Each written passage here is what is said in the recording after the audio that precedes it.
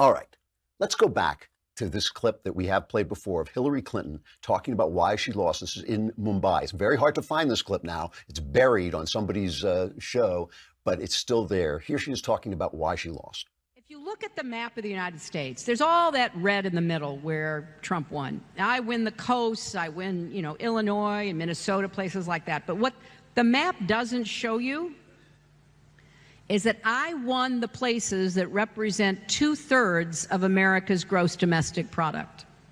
So I won the places that are optimistic, diverse, dynamic, moving forward. And his whole campaign, Make America Great Again, was looking backwards. You didn't like black people getting rights. You don't like women, getting jobs. You don't want to, see that Indian American succeeding more than you are. Whatever your problem is, I'm going to solve it. So keep this in mind, okay? This is the way, and I play it not just because to pick on Hillary, although I love to pick on Hillary, but this is the way the left looks at the country, right? All those places that aren't blue, all those places that aren't cities, all those places that aren't on the coast are seething with racist. And when they say make America great again, when they say let's go back to some of the things that made us great, what they're talking about is racism. They're talking about excluding black people and excluding gays and all that stuff. That's what they mean by making America great again. That's their attitude. That's what they think of the large swath of this country that is not New York and LA. Now, listen, after 9/11, I was in the San Francisco airport. I was traveling on a book tour, and I was, all of us shocked, rattled, and I'm looking around, and San Francisco is a city that has been destroyed by leftist policies, a beautiful city that's become unlivable because of the left. But it also is a city of tolerance, and before the leftist policies bit in, it is a city of tolerance. And I looked around this airport in SFO, and I looked around and I saw white people with black people, gay people with gay people, people holding hands, and I just thought, this is what they hate. This is what these Islamists hate about our country. They hate this. And this is what I love about it. And this is the country I want to be in. And of course I want to be in it. Why? Because I grew up in a neighborhood that was 50% Jewish. A Jew in America at that time, which was, all WASP, all white, all, one side of a thing. And I had a father who was paranoid about every little thing. If a Republican won anything, if he won dog catcher, he thought the Nazis were coming back. Oh, the Nazis are coming to America. Oh my gosh, there's a Republican walking down the street. The Nazis are coming. And I looked around me and I thought, the Nazis, Jews have never had it so good. I was a kid and I was thinking, wait, this is great. We're treated just like Americans. They just look at us and they think, oh, that's an American. He's a Jewish American, but it's American. On TV, when they say Merry Christmas, they say Happy Hanukkah. I just thought, this is great. This is a great country. I want everybody treated like that. When people are not treated like that, it's not fair. I want blacks treated just like Americans, gay people treated just like Americans, even women, and they're crazy. I want them treated just like Americans, okay? Now, I'm still a kid. Now maybe I'm 14, maybe it's 68 or something like this. They begin busing. They begin busing poor black kids out of ghettos into other neighborhoods. And the people in my neighborhood, which was a prosperous neighborhood, they protested. And they had a march. And CBS made a documentary called Guess Who's Coming to Great Neck, basically calling us all racist. I wasn't in this march. I didn't, I had nothing to do with it. But they made it look like these people were racist. Now, let me ask you this. Busing these people in from bad neighborhoods, I didn't really experience it because it happened actually as I was getting out of high school, but my brothers did. People came in and suddenly there was violence in these schools. Suddenly there was intimidation, there was crime, there was stuff going on because these kids, a neighborhood is something that people tend. It's something that people build. It's something they create for their children. People moved to Great Neck because they wanted to be part of the American experience of suburban living that you saw on TV. These Jews wanted to become Americans. They wanted to become Americans and live the American dream that they had seen. They tended this community like a garden. They tended its schools like a garden. They fought for its schools. They fought and went out and voted to keep the schools well funded. And suddenly the government, over past crimes that the people in Great Neck had nothing to do with it. Suddenly the government says, we're going to fix all this. We're sending these people into your schools. We're sending them en masse with no consultation with you, with no care for you. And if you are against that, you're a bigot. You're a bigot. Now, isn't there a difference between standing up for integration, standing up for the right of black people to move into a community once they can afford it, once they've worked themselves way up the ladder, once the bounds of bigotry and segregation that the Democrats have put in place, once those are pushed out of the way and they can move forward. Welcome to our community. You are now just like everybody else here. Just like everybody else here. Now, we don't care about the color of your skin. Welcome. That's an important thing. That matters. It matters that you're like that. Isn't there some difference between that and a busload of kids who haven't been brought up the way your kids have been brought up, who haven't been taught the rules of the game the way your kids have in this community that you work so hard to build and defend? Isn't there some difference at all between those two things, between saying, no, you can't move in here because you're black, and wait a minute, hold on, hold the phone. The government is busing how many people into my community? Isn't there some difference there? If you call those people bigots, if you call them bigots when they protest that government policy, doesn't that give some credence to the white supremacist, the true bigot who whispers in their ear, oh, this is the conspiracy, here they come, they're coming to replace you? I mean, evil is always present, right? Evil is always present, and you have to have some kind of care for people. You have to have some kind of care to make sure that evil doesn't get a voice, that evil's voice is not legitimized. When Angela Merkel opens up the gates of Europe, essentially, and lets millions of Muslims come in, millions of people, many of whom, I think, have ideas that are antithetical to Western governance, that are antithetical to Western values, that treat women badly, and they open up the gates, and people start to say, our girls are being mistreated. Our community that we built and love and cherish, it's being destroyed.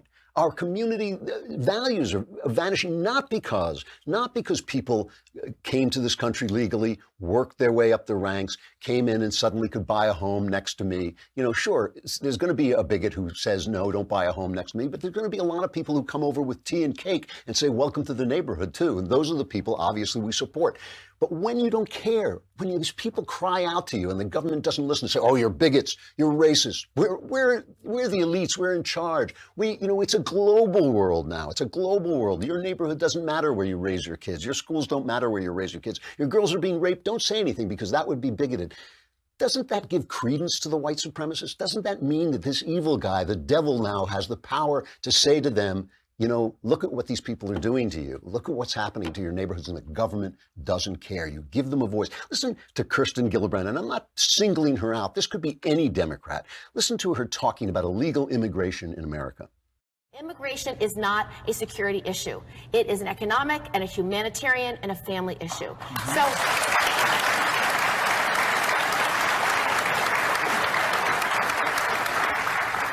There is no such thing as an illegal human.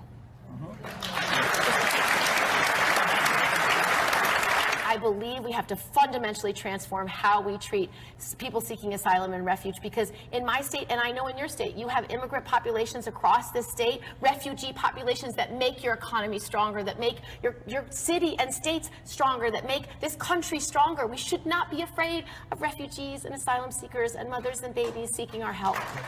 That's not a serious statement. That's not a serious statement. That's a bumper sticker. If you're in a neighborhood where suddenly crime has gone up, if you come out into your backyard and you find bodies there, if you see people being raped and nobody's doing anything about it, if you see whole swaths of territory that the police can't even patrol anymore, and you complain about that, and your leaders, your elite say to you, no, that's not happening. These people are making your economy stronger. It's not happening. It's not an emergency. It's not happening. Don't listen to that evil white supremacist in the White House. This stuff isn't happening. When the devil comes in, when those white supremacists come in, when the evil man comes to town, okay, and he whispers in your ear about white supremacy and how these evil people are coming in, haven't you planted the ground to let that weed grow? Haven't you given his voice? It's like censorship, right? Blacks are like 13% of the American population. They commit 50% of the homicides, okay? If you tell me that that's not going on, if you tell me that if I say that's going on, I'm a racist, if you tell me that the truth, the simple truth of the numbers is something I can't talk about, or I can't even see it there, or I'm a racist, don't you give the devil the power of the truth? Now the devil can speak the truth, and you're a liar. and you're a liar. And so I'm thinking, well, wait a minute, which one of these people is telling me the truth? Now, you can come in and say, hey, there are reasons for this. This is not about race. I don't think it is about race. I really don't. There are reasons why this is happening. It's about culture. It's about things that the government did that destroyed families. It's about a lot of different things, but it's certainly not about the way people are born and the color of their skin. That's crazy. That's nonsense. But if you're telling people to lie, if you're telling people the things that are in front of their eyes aren't there, when the devil comes to town and speaks the facts and just gives them the facts, doesn't he get power? Doesn't he get the strength because he is speaking truth? You know, the other day I was in an Uber. I took an Uber to and from a restaurant. The guy driving it was a young man. Driving me to the restaurant was a young man. The guy driving me back was a young lady. And both of them are playing rap music. And usually I tell people to turn that stuff off. My wife gets in whatever they're playing. She tells them to turn it off. But I like the driver to be able to play music. I drove a cab. I know it's a boring, sometimes frustrating job. You got to listen to something. So I usually let them play any music that's not destroying me. But this time I'm alone. I thought, well, let me listen to the rap music. And by some chance, maybe Providence, they're both playing the same song. Both going and coming. They're playing the same song. So I guess it's a hit. I can't tell you the name of the song. But it has this guy bragging about forcing a girl to perform oral sex on him while he chokes her, right? And I'm thinking, this is kind of insane. This is insane. Not only are these kids listening to this trash, right? But me, I'm the customer. I'm the guy who has to put the 5-star rating in. I'm the guy who has to say, you give them a tip, right? They're thinking that the elderly gentleman in the back seat is okay with this, is okay with listening to this girl I mean, what if they've been playing torture porn on a TV set like they have in some SUVs, right? And I'm getting there and I'm thinking, what? You know, this is what I have to ride with in this car? And when Barack Obama, of all people, and here I am defending Barack Obama, when he gets up and says, you know, get some money, make some money, you know, and then you won't have to wear these gold chains. And the New York Times picks on him for not celebrating the diversity of black culture. That culture is garbage. That's a garbage culture. Not all black culture, that rap culture that treats women like that, that is a garbage culture. And they should condemn it, of course. You know, it's the same with Islam. You know, when you don't talk about the violence, when you don't talk about the fact that 13 of the 14 top wars in the world have to do with Islamic people, when you don't say in 2015 75% of all terrorist deaths were caused by Islamic terrorism, and you're not allowed to say that. It's the same thing. You give credence to the actual Muslim person hater, because there is no such thing as Islamophobia. Nobody woke up one day with an irrational fear of Islam. They saw things in front of their eyes and they said, excuse me, I see something in front of my... No, if you see that, you're Islamophobic. Well, now the devil has the truth. The devil has all the best tunes. Now the guy who says these Muslims are evil, he's the only guy talking about the facts. If you silence the facts, if you silence the truth, who do you think gets to talk the truth? Who do you think gets to speak the truth? It's the haters who get it. It's the left. It's the left who seeds the garden. Insofar as white supremacy is doing high-profile things, insofar as they are inspired, insofar as they are reaching anybody. It's the left. It's the left that cleared the field for them by denying the truth. You know, I want to get to the mailbag, but I want to finish this thought. You know, Pete Seeger was a famous folk singer when I was a kid. He was a Stalinist. He was a guy who supported Joseph Stalin, who ignored the gulags, who ignored the evil. And he wrote a famous song called Little Boxes. And I'll read you just a little bit. This is about the suburbs. Little boxes on the hillside, little boxes made of ticky-tacky, little boxes all the same. There's a green one and a pink one and a blue one and a yellow one, and they're all made out of ticky-tacky, and they all look just the same. And the people in the houses all went to the universities, and they all get put in boxes, little boxes all the same. And there's doctors and there's lawyers and the business executives, and they all get put in boxes, and they all come out the same, and they all play on the golf course and drink their martini dry, and they all have pretty children, and the children go to school, and the children go to summer camp, and then to the university, and they all get put in boxes, and they all come out the same. And the boys go into business and marry and raise a family, and they all get put in boxes, little boxes, all the same. What magical world did Pete Seeger imagine was beyond that, was better than that? That world that America created, that world that what they're talking about when they say make America great again, that was the best thing that ever happened to humanity. You know what humanity is. It's a series of endless wars, a series of terrible poverty, a series of just starvation, a world of starvation, until capitalism, until freedom created that for ordinary people. Ordinary people lived in those houses. Ordinary people who used to live in huts, ordinary people who used to have to fight and scrape and not to starve. Suddenly they had everything. They had universities, they had families, they had gardens and lawns. And if the houses looked the same, if the houses had to be mass produced, screw you, Pete Seeger, screw you, Stalinists. That was the best thing that ever happened to America. Now, here's the thing. The left says America is evil because it didn't include black people and it didn't include gays. And it's evil because it won't let people in. If it's so evil, why do they want to be included? If it's so evil, why do they want to be let in? It's a beautiful thing. This country is an amazing thing. This country, as it was in its ideals, was an amazing thing. Its flaw, its sin was that it didn't let people in. I get that. Of course, that's true. But you want to let them into the culture that was great. You don't want to destroy the culture that the people were trying to get into. That makes absolutely no sense. So welcome to everybody who takes up the torch of American values and leads them into the next generation. But if you're going to decry those values, if you're going to run down those people, if you're going to run down the greatness that drew people here in the first place, if you're going to call them deplorable, right? You're giving all the best tunes to the devil. You're giving all the best tunes to the devil.